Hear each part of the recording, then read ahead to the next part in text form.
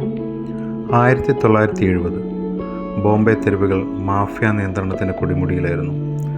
ഗുണ്ടാ സംഘങ്ങൾ, കൊള്ളയടികൾ വ്യാപകമായി നടത്തിയിരുന്ന കാലം. അധോലോക ആധിപത്യം പുലർത്തുന്ന വ്യക്തികളാണ് പലപ്പോഴും ഇതിൽ ഉൾപ്പെട്ടിരുന്നത്.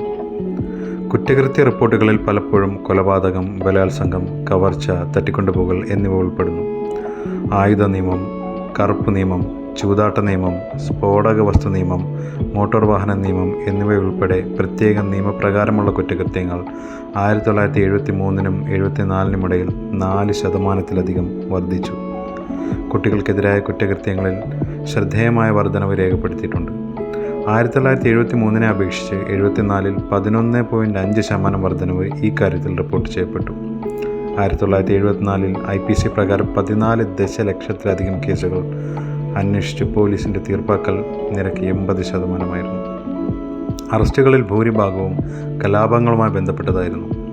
എല്ലാ കുറ്റകൃത്യ വിഭാഗങ്ങളുമായി അറസ്റ്റിലായവരിൽ 98%-ലധികം പുരുഷന്മാരാണെന്ന് അറസ്റ്റ് രേഖകൾ വ്യക്തമാക്കുന്നു.